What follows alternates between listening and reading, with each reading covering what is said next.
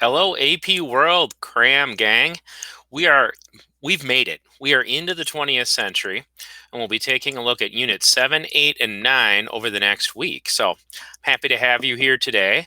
It's a nice sunny day in the north. I've got my fresh fiveable swag CRAM crew t-shirt. So that is good news. And I'm going to put a poll up to go ahead and get us started before I share the slides to see where people are at. Because unlike with the other streams I've done, I am assuming that not everyone has finished this content, although that'll be probably more true when Melissa does Unit 8 later this week or next week. So poll is open, and it's just asking how far into the 20th century has your AP World class gotten? Meaning like your class in school. Now, some of you are self-studying, so then just your class is you. So let me know where you're at. And see if you kind of come in and vote. And that's not at the bottom of the chat if it's not immediately obvious, where that is. And I will share my screen here in a moment. We can see Toussaint Louverture looking over us as usual. So thank you. Very nice. So we do that. So people, kind of a wide variety of things here in terms of the content. So the content today is really World War I, in between the wars, and World War II. That's the heart of what's going to happen here today. So let me go ahead and get this started. I will start with the closed captioning too when I do that. So share my screen.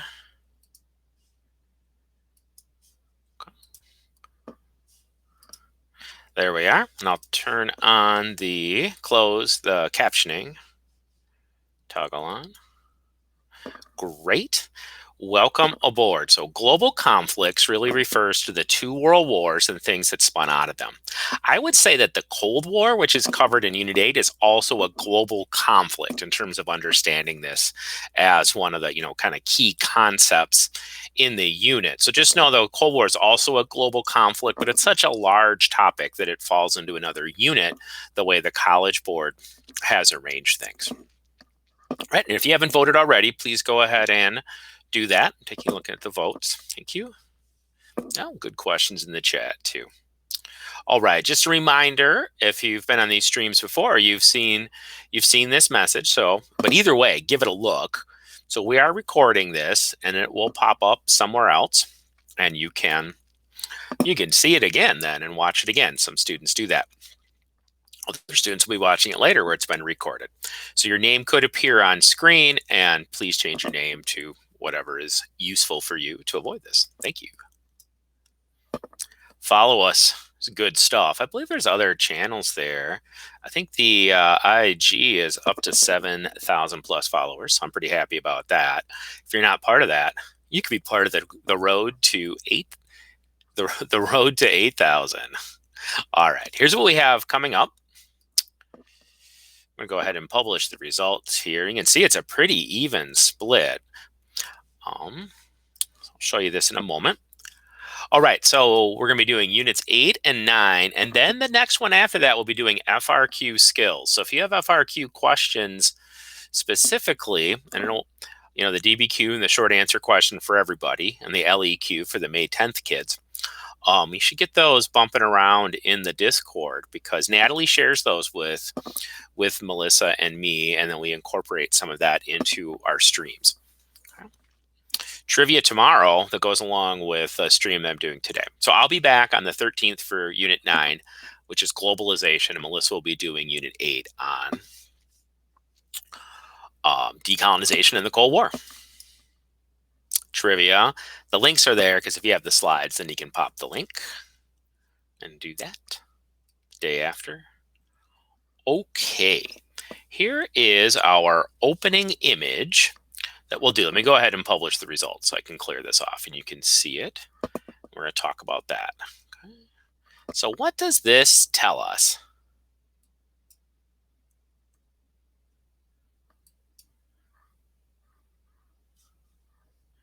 There we go. As you can see, we have a real mix of how far people have gotten. With just a little more than half of the crew has gotten through all of this content that we're going to do today. So I'll keep that in mind as we go. Okay, if you could go ahead and just drop into the chat, what not just what do you notice, but what does it tell us? The things with image analysis is always to take what's in the image and then connect it to some other piece of information, because it's the connections is where the learning is. And when you see something like this, on the AP test, what you'll be doing is you'll be using it to support an argument or as a context or a jumping off point for an argument. So what do you notice for starters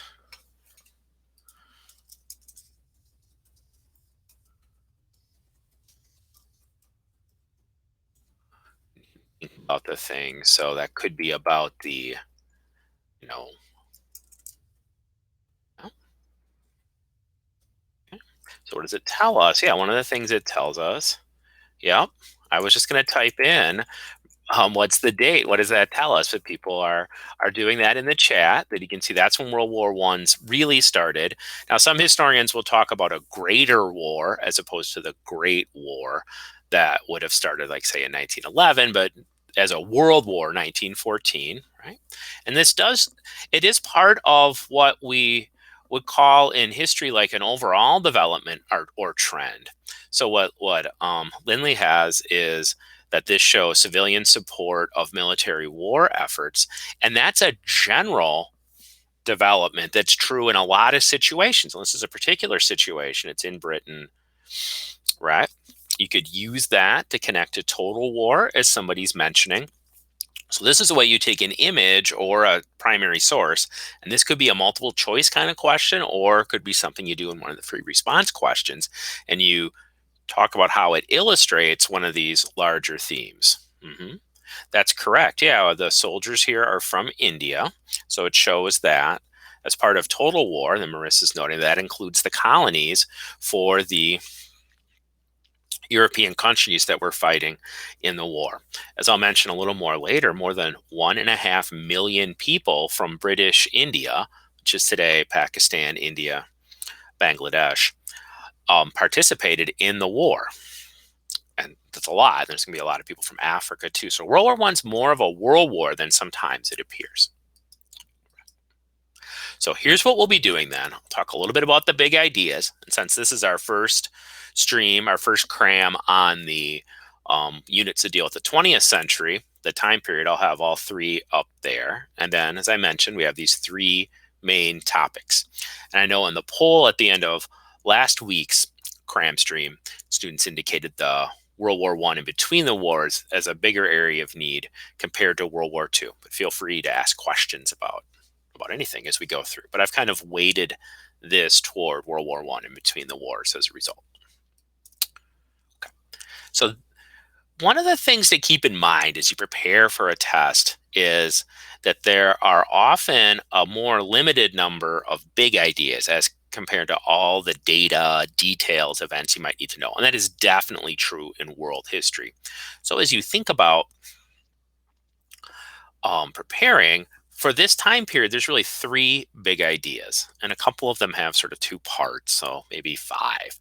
But that's for the whole time period. And then everything else is variations on those themes. So it can be a way to organize what you're thinking. In the background for all of the concepts in the 20th century, the rapid advances in science and the ways that that changed how people thought about the world and things that people could do. And we'll definitely see that with the world wars in terms of weapons.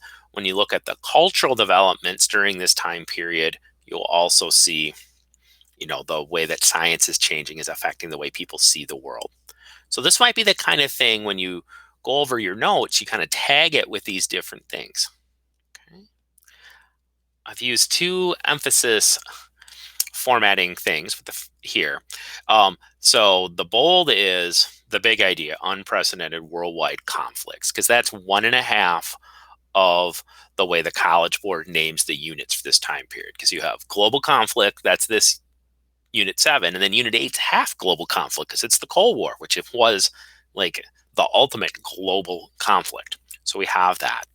Tied in with that are ways that these conflicts were challenges to the existing political and social order. I'll talk about that end phrase in a moment, but ways that people are challenging what's happening. That could be revolutions in their own country, or it could be foreign policy things.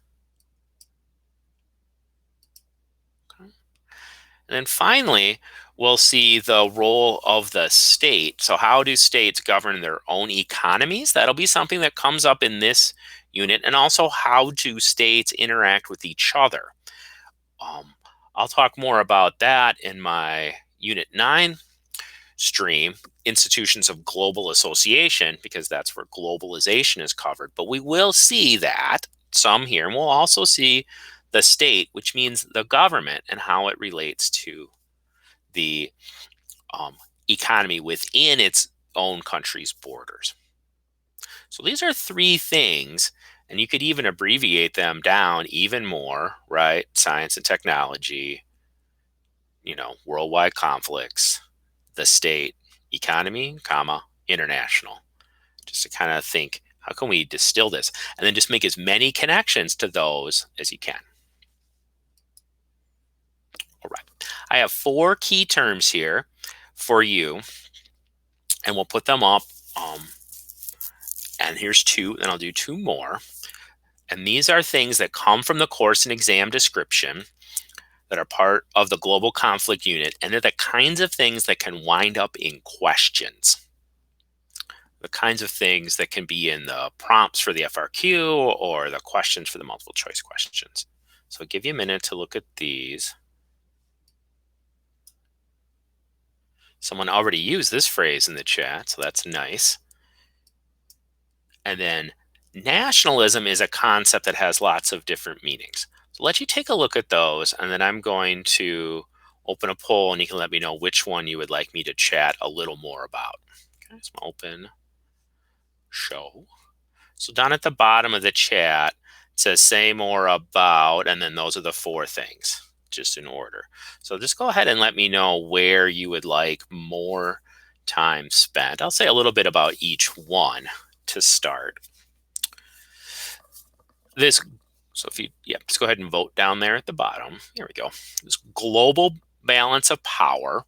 Then the balance of power refers to, who are the powerful countries, and are they evenly balanced or unevenly balanced? It's a term that comes out of European history, but it can be used then globally. Political and social order is about how a society is structured. So the first one is international, and political and social order, more likely to be domestic, but could also have some international dimensions to it. We'll talk about total war some, because both World War I and World War II are examples of total war. Oh, got a lot of voting. Yep, keep it coming. Your vote will matter, because I'll stop and say more about whichever one gets the most votes in a minute.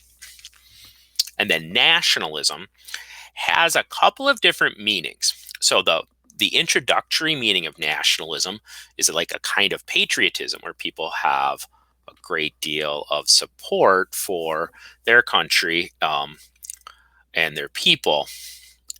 So that's true. But nationalism also has the meaning of, even before nations, groups of people form into states, that people should be connected and create their own state.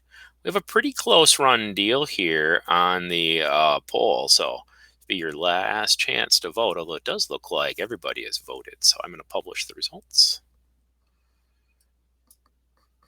Then, okay. So what is meant then? You can see here we have a pretty clear lean toward the political and social order. All right, so I'll say a little bit more about that. This will be something that comes up in 2 different ways. One will be decolonization, where the political and social order involves imperialist countries dominating colonies, or colonialism. So the political and social order in British India was such that British administrators were able to dictate to people in India that they needed to support the war, and then they encouraged people to support the war, and we saw that in the last picture. So that could be an international dimension of that would be colonialism. So people challenging that political and social order will look like decolonization. In terms of within a country, the political and social order would be how the society's set up.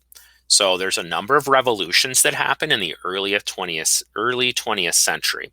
So for example, in Russia, there was a revolution, and the political order would have been dominated by the Tsar. And I went with the TS spelling on Tsar. Sometimes it's CZ.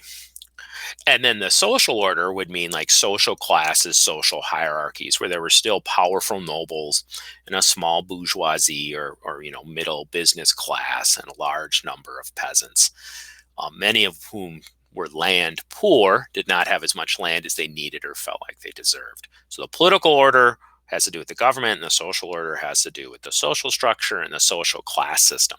So in that case, people challenging the political and social order will look like attempts at reform, like laws to change that, or revolution. Okay. Any questions about any of these power terms? Because like I mentioned, these are the terms that will come up in the questions themselves.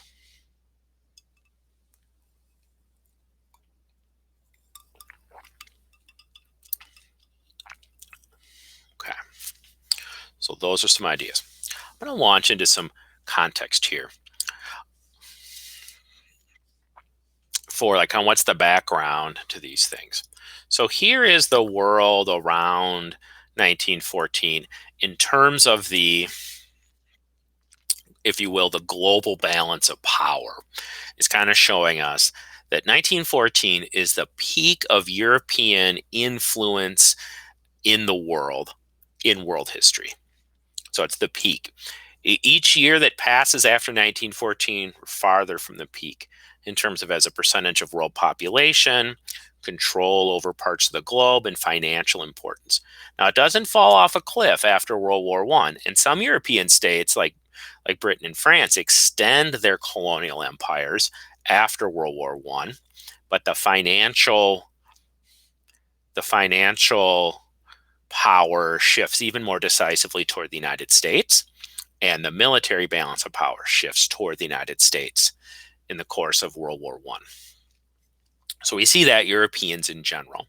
And then the other thing that we see here are the various places where European colonies are next to each other, especially in Africa, but also in Southeast Asia, where we have European countries and their colonies, abut each other in a way that's going to lead to competition between them. And that's going to be that competition over colonies will be one of the things that leads to World War I.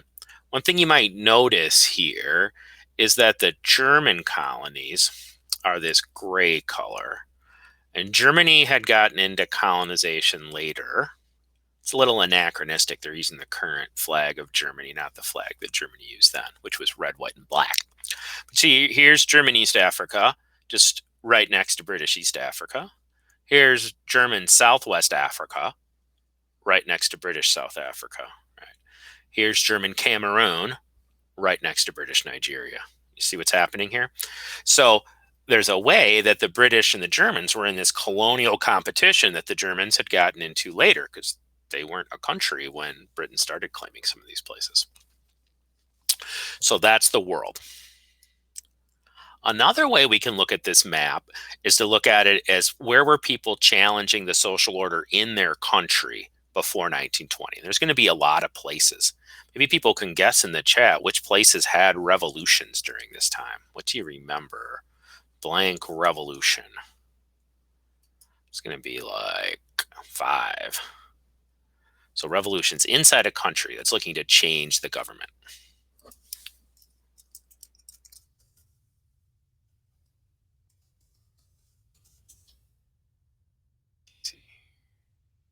How many people get?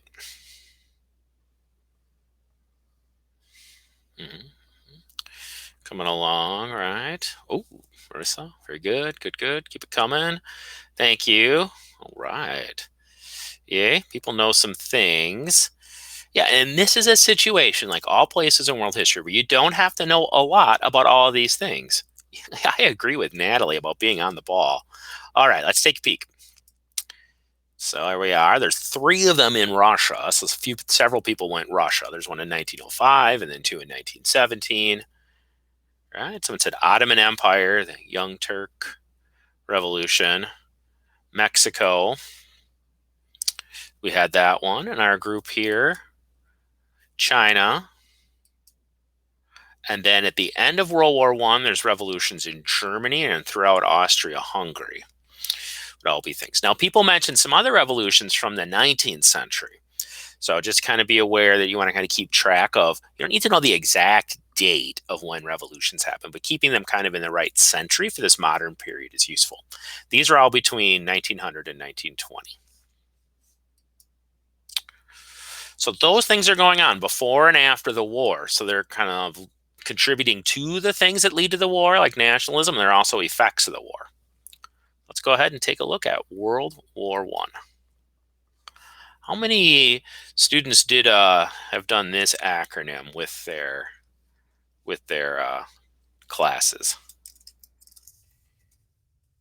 You use the main acronym for World War One. I think it's pretty useful. Yeah, yeah. I'm going to use it with my own class on Tuesday. We're on trimesters, and one of the classes I teach, we're actually doing this on Tuesday. Yep, every time. Right on. No, okay. It's okay if you haven't because there's nothing magical about it. It's just common, so I assume some students had seen it. The idea here is that the global balance of power, there were several powers that were roughly equivalent or close to equivalent in their power. So it was more of a what we might call a multipolar world. So and then the Cold War would be a bipolar world with the US and the Soviet Union. So multipolar would mean that you have Britain, France, and Germany, and Russia, and Austria Hungary, and then the United States, which was potentially the world's greatest power at that point because it had the biggest economy and a big population, but hadn't really realized that in military power yet, plus Japan industrializing and expanding. And then existing empires that were still there, like Russia, unless I mentioned that already. Well, either way, Russia, Ottoman Empire, China. So you have that. And so those countries were experiencing tensions with each other, especially the European countries, because they had territorial claims in Europe and in the colonies. So that's imperialism. They were organized into alliances such that when a war started, it might spread to other places, which is what happened. And then militarism and nationalism were both forces pushing toward war. You'll see a lot of like the leaders wearing military uniforms, a lot of spending on the military in ways that makes war more likely a lot of the time. And then nationalism, remember, works in two ways. There were nationalist groups that wanted to change the borders so that the people they saw as their nation could have their own country. That's what sets the war off. And then there's also people who have a country who are just really hyped up on it, and that's going to make them more likely to go to war because they think they're going to win. One of the things about the beginning of the war, as some people were noticing with the picture with the Indian soldiers, the Punjabi soldiers in their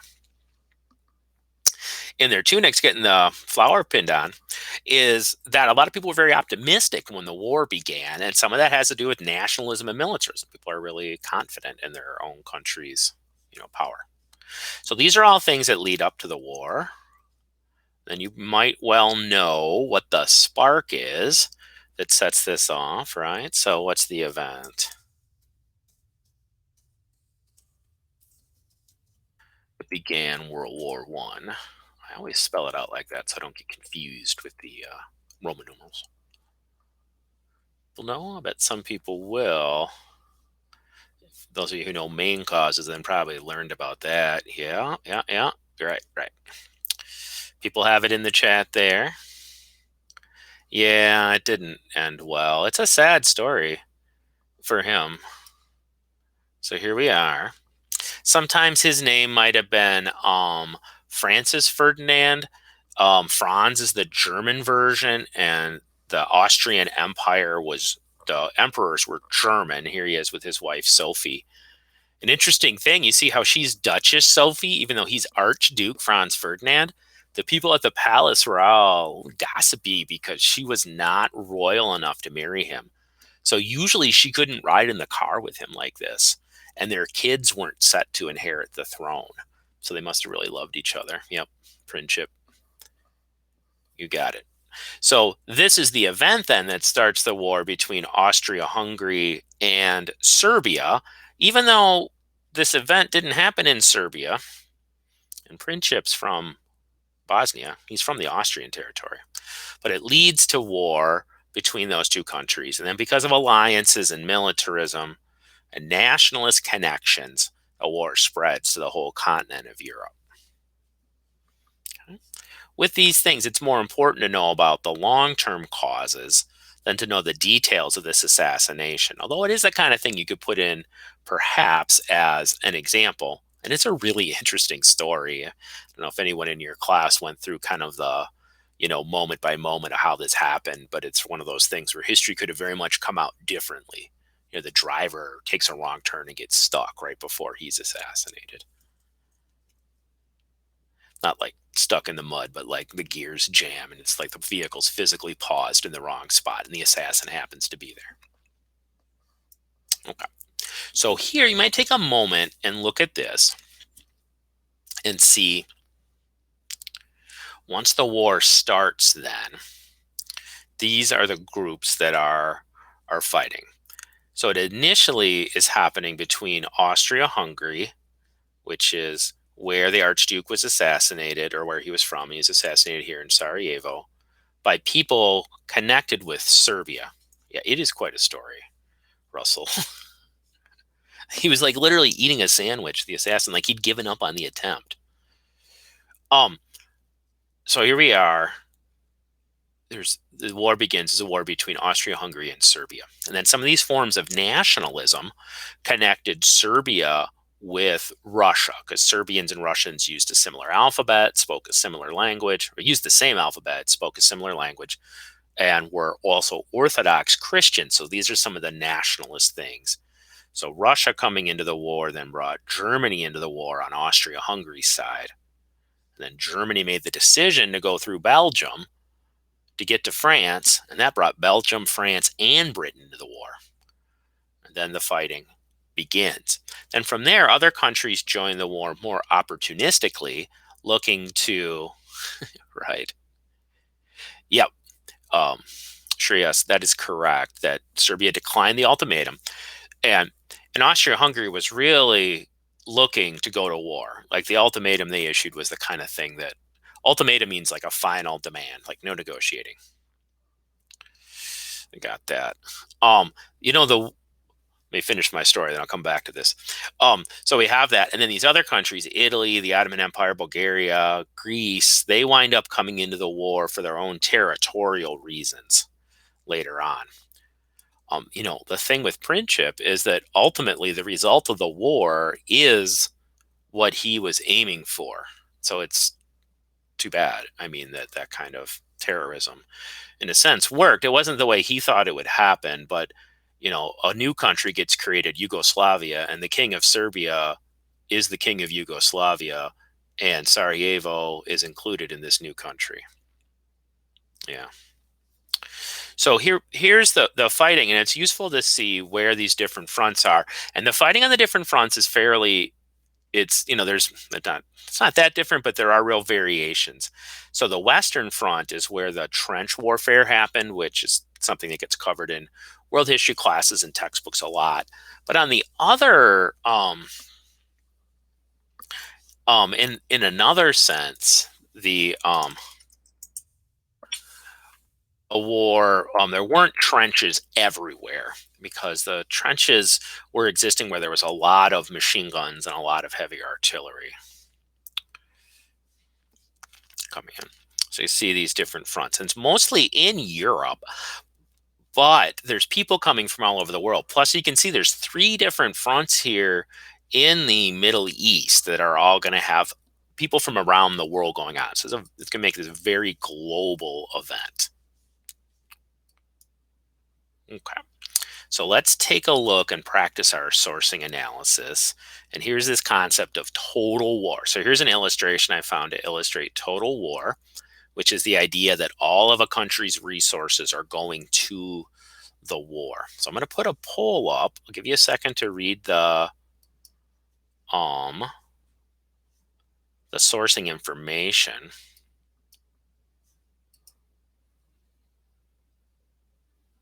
You can go ahead and take a look. Yeah, good comments coming in the chat. Yep. Good stuff. People are making some connections here. So this is actually a painting, and it's a painting of the Singer Manufacturing Company. And you may or may not know, but Singer was a sewing machine company in the United States that had opened a factory in Scotland. But as you can see, they're not making sewing machines there now in this image. So as you look at this, you're sort of thinking, when we do sourcing analysis, because that's the skill that students most often report they need help with. And so I'm going to mix two of those in here as part of our looking at our material. The first thing that you do is identify one of these elements or a combination of them, because purpose and audience work together. I don't know, there's no reason why there aren't question marks by all the things. So you might do a combination. So where would you focus? And then you identify what the situation is and explain how it affects the image. You can also think about the production of the image itself. You're thinking about either what's in the image or what's in the text, but you also want to be thinking like a historian, that is, you're looking at the production of the document. All right. Are people voting? Oh, yes, people are voting. Thank you. Let's keep it coming. We have a few people watching, so we can get some more votes in here. Now, it looks like most people would go with historical situations. So you can just go ahead and type into the chat. I'll show you what people have going on here. Going on into the chat. So this was made in 1918. So how would you use historical situation? Now here is,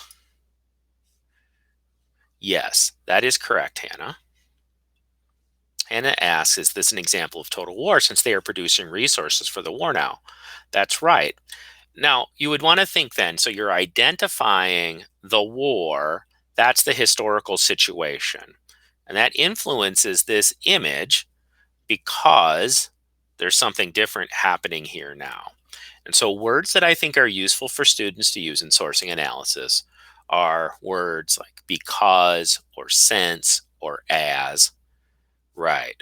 Exactly, Jeremy. Jeremy says we could use the fact that they are in World War I, so all resources must go to war. They're not making sewing machines anymore because of this. Yeah, as an aside, Shreyas, yeah, I would say the Lusitania attack is an example of total war. I'll talk because civilians become legitimate targets.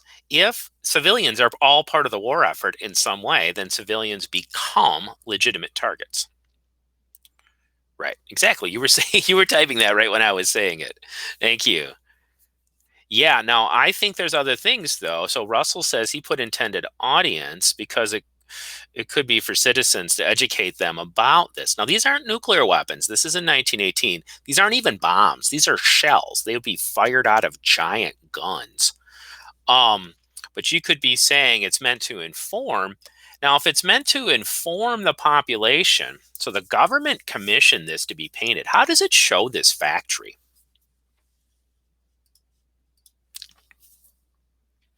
Right. So this isn't a neutral image. Does this look like an okay place to work? Anybody here dying from TNT poisoning or industrial accidents? So the intended audience here could be the British public. And so it's meant to show them how would this was commissioned, like the government paid, Anna Airy to paint this. And she painted 4 of them, I found out when I found this picture. Yeah. Do you think it was nicer than this or less nice than this to work in this place? It kind of depends on what you're used to. Yeah, it's a little dark. So people are doing their bit. Yeah, maybe it might reassure the population that everybody's doing their part, right? Keep morale up, keep spirits high. Yeah, maybe you wouldn't want to work here. I think the situation was frequently much nastier. Yeah. All right. So that's how we do that. We'll do another one like that in a few minutes. So that's total war. Here are some more examples of total war. At the beginning, I asked if anyone, I don't think everyone was here. I don't know if anybody can read Hindi because I cannot. I think you can kind of see what that poster is. I've used a version of that poster without the writing. These are also all examples of total war. So you might kind of look and see, how do each of these show total war? How do you see total war in these? And the one that's in German is, it's saying it's the confiscation of the metals, 1918. So you can see what this person has in their sack. And there's aluminum, nickel, and then this is copper in German. You can kind of see the other words.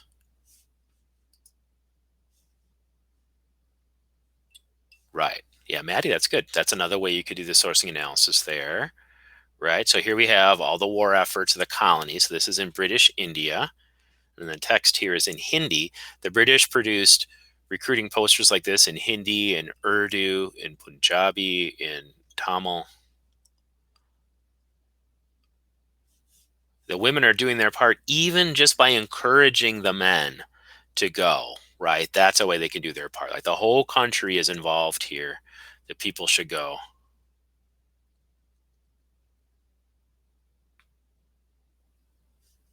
Right. So here we have it. So just encouraging people to sign up. So you can think of total war as the counties being involved, but also that everyone has something to do, whether that's signing up, like in the first two posters, or giving up their medal. Like they didn't have a choice in Britain, but other places it was, or in Germany, other places it was voluntary. And then in the top right, you see the destruction of a town in Belgium. Again, part of, like we were saying just now with the Lusitania, when civilians become part of the war effort, total war is going to mean that civilian targets are also military targets. And that situation is going to really expand in World War II. Okay. All right. The description also talks about military technology. Now, I highlighted this image, or, isolated this image. I'm going to put some more in because this is an important thing to know in terms of understanding the war, that the greatest number of military casualties came from artillery shelling. So they're called shells. You can see the artillery soldier there is putting a shell into the back of that big gun. Sometimes those are called field guns, and that's a shell. So there's something inside of it, probably explosives, but there could also be poison gas. And those things are being fired out of that gun. And they could go a long way, like 20 plus miles with some accuracy. The Germans had one they called Big Bertha that could fire shells 75 miles, but it wasn't that accurate. And it was pretty dangerous to use. It's a pretty big explosion to get a shell going that far. But 20 miles for sure. And so, especially, well, I would say on both the Western and the Eastern fronts and in the Balkans, where you have German artillery and Allies, and Germans and the Ottomans fighting the Allies there.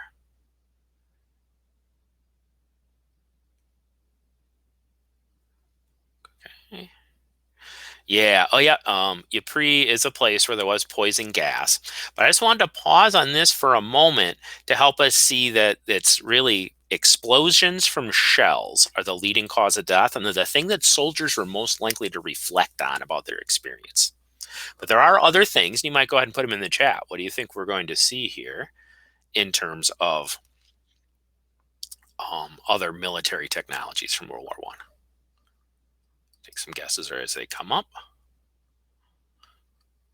So we have two images here of machine guns, which is important technology. One's in France, and the other one is in what's today Iraq, or wouldn't have been known as Iraq necessarily then. Maybe that's again soldiers from South Asia, and they're firing at airplanes.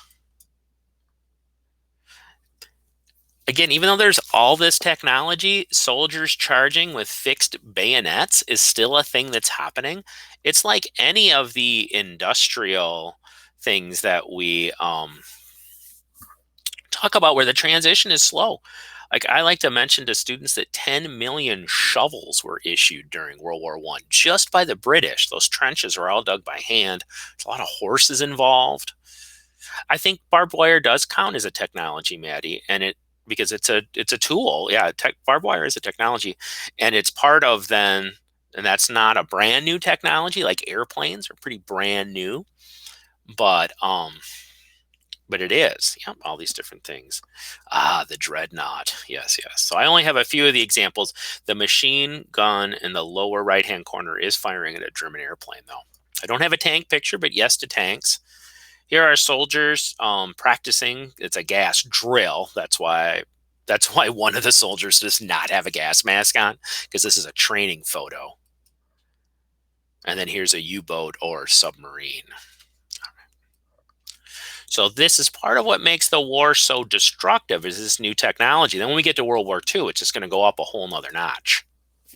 All right, we're going to do one more sourcing then. Now here's a German military postcard. And again, what you want to do is you want to identify an aspect of the sourcing and then explain why it, and then go ahead and explain why that or how that affects the image. So any of the analysis points in history is going to require, it's going to be an identify and explain. When you tune into the FRQ streams, Melissa and I are going to say that a lot. Identify and then explain. If you look down at the bottom is another sourcing one. And even just thinking about what you would do, if you weren't sure how you would do it, even just thinking about that is fine. Oftentimes kids will identify, and then the practice comes in explaining how does it affect the image? Why does this look the way it does? So this is a military postcard. So it's produced by the German military. Germania would be a personification of Germany, kind of like Uncle Sam for the United States, or Marianne, the figure of liberty, for France. There's a Britannia for England. So this would represent like a romanticized thing. Doing that.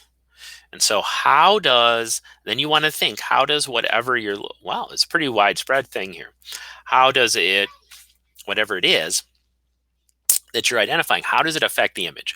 What you want to be able to do is say, the image looks like this because of that. And that is going to be the sourcing analysis. So the image shows the soldier as grateful because this was intended to boost support for the war, even as Germany was losing. Late 1918, Germany is losing. Oh, we're getting a late break for purpose. A lot of people are going with purpose, right? So you could say, so this is not a realistic depiction, right? This is not how it actually looked. These soldiers dying on the battlefield did not have an angelic figure descend upon them with an iron cross. Although William II had so many iron crosses given out, like 5 million. It's like a third of the soldiers, that they weren't as prestigious as they had been. Right. So then you would say, so for the purpose, you would say, because, oh, welcome aboard, because the postcard was intended to persuade people to support the war, it shows the war as glorious. And then you would explain how you see that. The soldier's grateful. He's getting a medal. There's a clear purpose for the war. It's not like he died in the mud for no reason, which is how some guys wind up feeling. All right. There we go. So that's kind of how you do that. You think of identifying and giving significance. Yeah, right. That's right, Dia. All right. So between the wars then, keep her going. So what happens between the wars? Well, there's a couple of different things that are happening here. And so there's some of these questions in the course and exam description involve the economies. So in this unit, the way it's said, it kind of skips over the Russian Revolution. I think that's coming later. But here is looking at the Soviet economy under Stalin. So now these are two posters that show the Soviet economy under Stalin, the way Stalin changed the Soviet Union. I know we just kind of jumped there, but move along. So the one on the left says, let's consolidate the victory of socialism in the USSR. And then the second one says, off to collective work. So you see these two parts here. Yeah. Okay. Good practice coming in the chat there with the image. That's good. So as you're looking at this, yeah, right? 5-year plan. Sure is. It's good. So that's no, I have the or in there because there's kind of 3 different ways you can name this, at least. Or you could combine them: state planned economy, command state economy, like that. So it's not a free market. It's the opposite of that. And the 5-year plan then was how it was planned by the state. Okay, so these are the 2 important things that we have going with the Soviet economy. Now, here's a sourcing kind of a question. This is actually a sourcing question, even though it doesn't necessarily look like one. I'm going to have, we're going to go ahead and take a look here.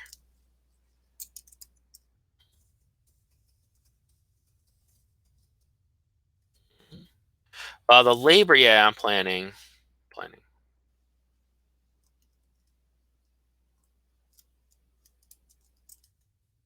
Take a look at these 3 choices. So how would a historian use this? And what I'm saying is that a historian would take the sourcing into account. So these were produced in the Soviet Union under Joseph Stalin, which was a dictatorship. So they were produced by the government. So what do they tell us as historians? Okay, I'll let you go ahead and vote here. Just go ahead and take your vote. This is just a way for me to take the temperature of the squad. Okay. So what can we learn from this? Can we learn how much the Soviet Union advanced industrially? Can we learn how people viewed Stalin's policies? Can we identify what Stalin promised people? Okay, go ahead and vote so I can see where we're at. Or can we measure how much change happened?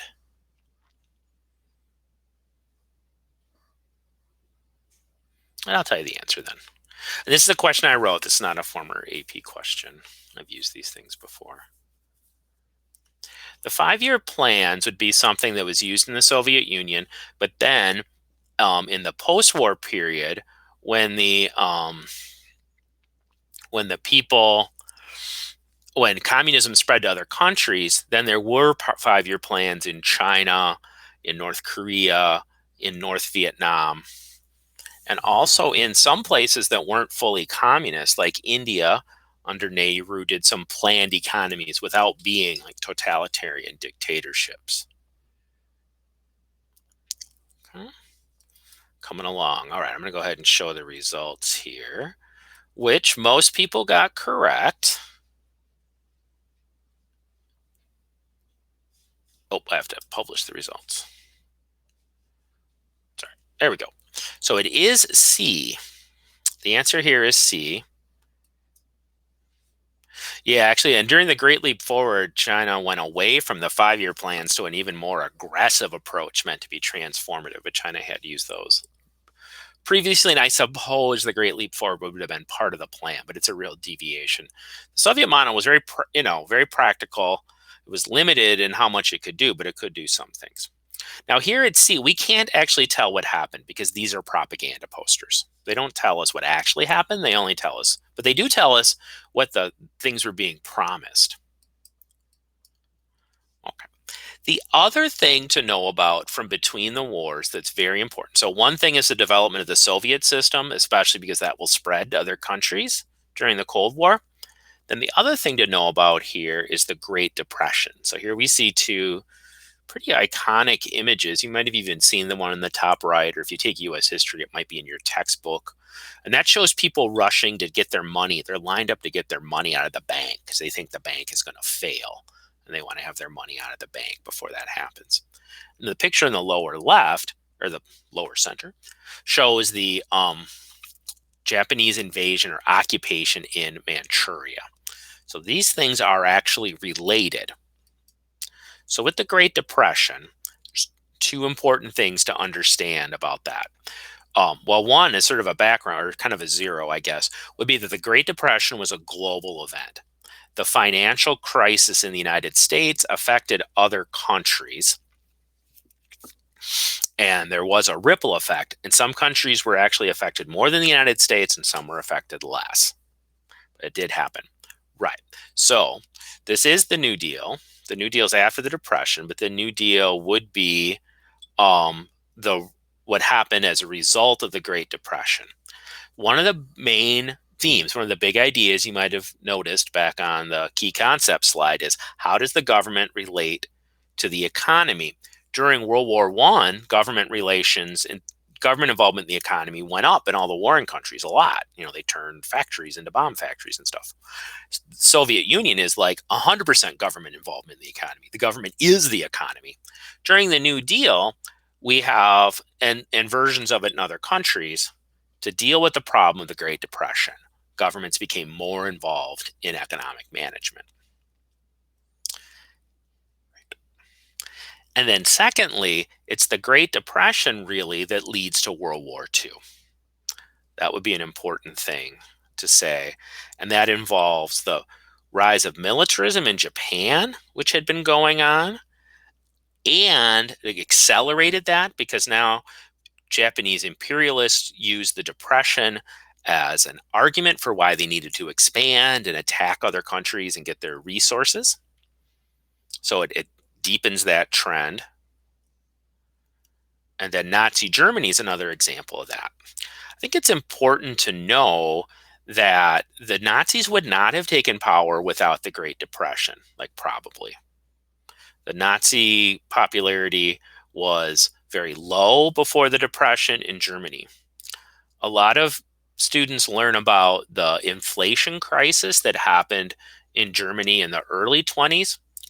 It's important, and that did affect how people felt about the government and probably made more people likely to accept the rise of the Nazis, but there's not a cause-effect relationship there. That economic problem was solved by 1925, and Germany in the late 20s went through the kind of booming economy that the United States did, if you learn about the Roaring 20s. The Depression, though, hits Germany harder and leads to increased support for communism, and that leads to increased support for anti-communism in the form of which the Nazis are.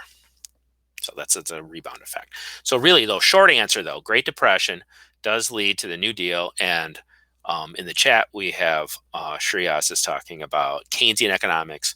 Bingo. Keynes is actually alive during this time. And then also to political extremism.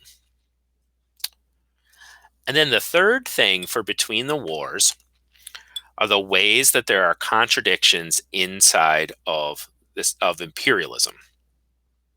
On the one hand, the war brought forth all this rhetoric about freedom that a lot of people in colonized areas used against imperialist powers.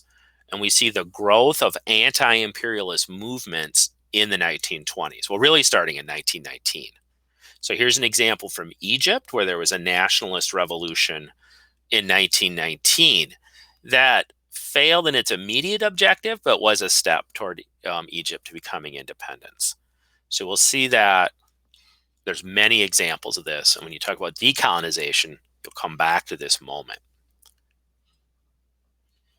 But then on the other hand, there was the extension of colonialism to some new areas. So here we see the mandate system in the Middle East, where Britain and France expanded their colonial, areas to places that had been part of the Ottoman Empire. And in some places during the war, imperialist countries used the war and more government involvement in the economy and the lives of people during the war to take more control over their colonies. Of course, that greater control then led to more resistance to colonialism afterwards. So what you have here is a paradox where after World War I, imperialism around the world is at its peak. There's not many places that become independent, and there's new places that are colonies. And then, but at the same time, there's more resistance to imperialism that's happening. And eventually that contradiction will resolve itself with decolonization after World War II. All right. So just a few minutes here on World War II. World War II, 6 minutes. That sounds about right. Be okay. So remember, you just need to have the big picture. And so when you're doing this, what you're looking for are examples of all of these ideas which people are making. You're making your own connections in the chat. That's how you use this to review. So what this is, these are the three kind of big factors leading up to World War One, or excuse me, World War II. So the World War One peace settlement leaves a lot of people unhappy. And the thing, with Germany is the treaty is hard enough on Germany to make Germans mad, but not so hard that they're not in a position to come back. It's really kind of the worst of both worlds. Some people wanted to dismember Germany after World War One, like break it up. That didn't happen, but Germany, of course, was punished. But there's other examples. The Russian Empire turned into the Soviet Union, and that country had lost territory. China and Japan were both dissatisfied with how much Japan had gotten. The Japanese wanted more, and the Chinese thought that they had retained too much. The Depression, as I mentioned, was part of this as well. And these things are a part of the appeasement story that somebody is mentioning. The Depression made other countries less likely to want to go to war. Remember, the Great Depression propels extremists to power in Japan and Germany, and they start World War II. So the Depression is a key factor in the war. And then the militarism thing, just even more so with all these new weapons, the advancements in technology. Okay. I have a slide with a lot of text here because when people are watching, they might pause and take a look at this. Because here's a term that comes up that sometimes is confusing to students, and that term is fascism. So what I have on this screen here are 6 characteristics of fascism. The image shows Nazis who are an example of fascism, and they have arrested communists. Although these guys aren't the police, they're just the Nazi militia, the SA, the stormtroopers, and so it's really not a formal arrest, but that's what they called it. Thank you. Thank you, definitely not Russell. So I would say the most important thing to highlight for students is just to know that fascism saw itself as counter-revolutionary, anti-communist. So communism and fascism saw themselves as opposites, even though once in power, communists and fascists have been, communists and fascists will do some of the same things like dictatorship, belief in collectivism where there's no individual rights and people have to sacrifice for the state. Those things aren't unique to fascism. They're not unique to communism either. Okay. So when World War I starts, we have total war again, but even more so. So there's a couple of different things going on here. One is to mobilize the population. You have the same kind of propaganda. What we see more of in World War II is the use of ideology. You see some of that in World War I. In the US, everything gets nicknamed liberty. Liberty bonds, liberty this, liberty that. So that's ideology as opposed to just pure nationalism. But here in World War II, we have this the poster at the bottom that says like onward for Stalin, onward for the motherland. Like they're connected. So that cult of Stalin is part of what's happening. The Nazis, of course, have all kinds of racist, fascist propaganda. So we have that. And then the targeting of civilians just goes to an entirely new level with how people are starving, they can't get food, and of course the aerial bombardments. And so the picture there shows the firebombing of Tokyo. So you want to keep track of that as total war. Again, these things you know about World War II, start to think of them through the lens of this phrase, total war. Okay. Then the last thing that comes up is that There's mass atrocities. So that's a phrase to know. I almost put that in the power vocab. An atrocity just means a horrible thing, like atrocious. So the most well known, for reason, would be the Holocaust. So you can kind of look at that. Now, there's three others that get mentioned as possible examples. You don't have to know them all. You just have to know what a mass atrocity is.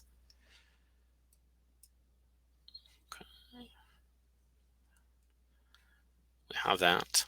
There is a practice DBQ. I see a question in here. There's a practice DBQ out there that you might bump into on colonies in World War One. There was a 1918, 1919 influenza one too, and that's connected to World War One. Okay. So these are other genocides, and I would just point out one thing with them, and that is that they're all happening in the context of a war. So war leads itself to mass atrocities. You know, the fog of war, the emotions, the technology of war will do that. But then within that, you'll see some that are more ideological, like communism, and some that are more ethnic or cultural. Okay. Can. All right, that is what I had. I'm going to put this up. You get to keep this going in the after party in the Discord. Natalie reports back to us what kids are interested in. I'm going to put up one more poll for y'all, and that's for next week's stream with Melissa. That's coming up on Thursday. Am I right about that? And which of these, so now there's two topics in Unit 8, and so which one is more befuddling to you? And if it winds up even, that's information for her as well. Natalie, if you can remember to screenshot this and send it to Melissa, that would be outstanding, because I forgot last week and didn't do that. So this has been great. Oh yeah, Kahoot. Wait, what's this Kahoot thing? Is that going to be going on in the Discord?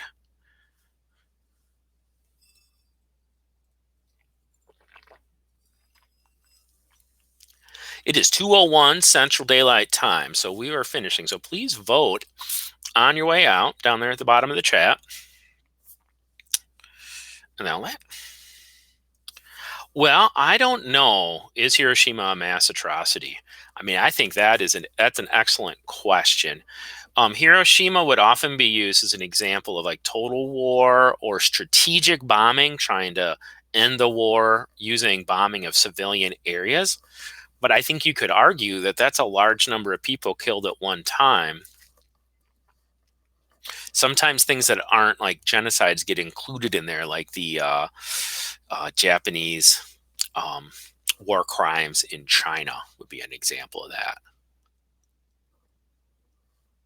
Get down that for the Cold War and decolonization, Angela.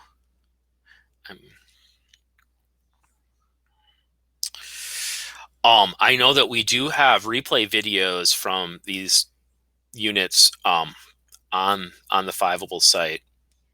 I'm trying to think if I did. You might, Melissa, or I might have done some of them, but other people who were really good did too. So I would take a look at those.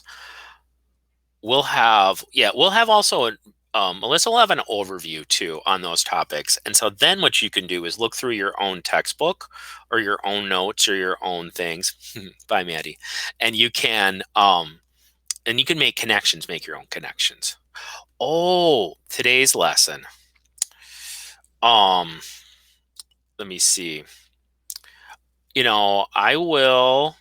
I'll slide Natalie a few links, then she can drop them in the Discord. There's a few places where I look for materials.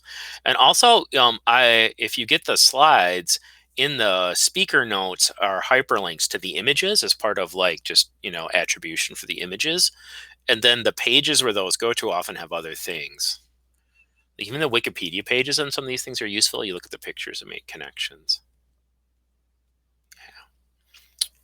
Okay, well, I'm going to say goodbye here at 2:04 Central Daylight Time. It has been great. I've really appreciated the chat. So I'm going to close the poll here. It looks like we're super even. So I think that's the information for Melissa, is that people don't have, there's interest involved. So thank you so much. And I'll see you soon, I hope.